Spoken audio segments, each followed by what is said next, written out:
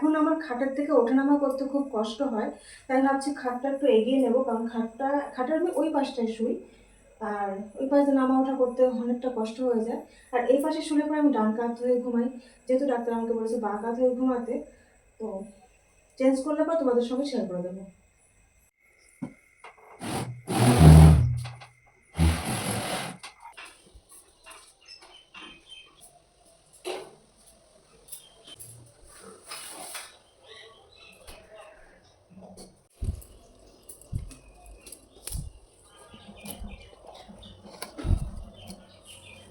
ফুলগুলো তো সব তুলে ফেলেছি, কিন্তু এই ডবল টেপগুলো ওঠাতে আমার খুব কষ্ট হচ্ছে, দেয়ালের সঙ্গে পুরো লেগে গেছে না, যেই জন্য টানলেও উঠছে না, মানে খুব কষ্ট করে টেনে টেনে ওঠাতে হচ্ছে।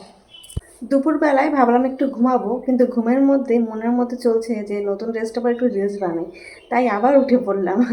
এখন রিলসটা বানাবো নতুন ড্রেসটা পরে। আজকে সকালে এই পার্সেলটা এসেছে এবং ওপেন করা হয়ে গেছে, কারণ আমার শ্বশুর দেখার জন্য বেশি এক্সাইটেড ছিল, তাই শ্বশুর শাশুড়ির সামনে আমি ওপেনটা করেছি। আমি তো দেখে নিয়েছি, তোমরা সেইভাবে দেখে নাও, কারণ আমি এখন ট্রায়াল দেবো। তারপর এই কালারটা দেখে নাও, একটা 1 পিস অর্ডার করেছি, তো চলো আমি ট্রায়াল দিয়ে দিচ্ছি, তারপর তোমাদের সঙ্গে শেয়ার করছি। আমিও এই ড্রেসটা পরে তো ট্রায়াল দিয়েছি, ঠিকঠাকই আছে, কিন্তু সেটা আর ভিডিও করিনি।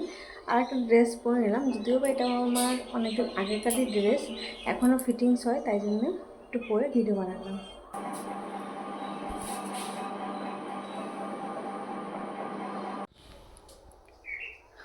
এই অন্ধকার,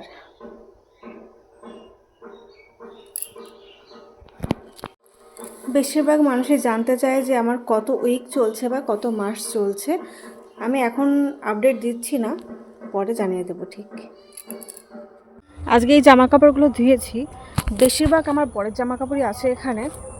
আমার শুধু একটা নাইটি রয়েছে আর একটা টি শার্ট রয়েছে, আর বেশিরভাগই আমার বরের। এখন এগুলো তুলবো, সব শুকিয়ে গেছে, এই দেখো রোদ, এই রোদের তাপে সব শুকিয়ে গেছে।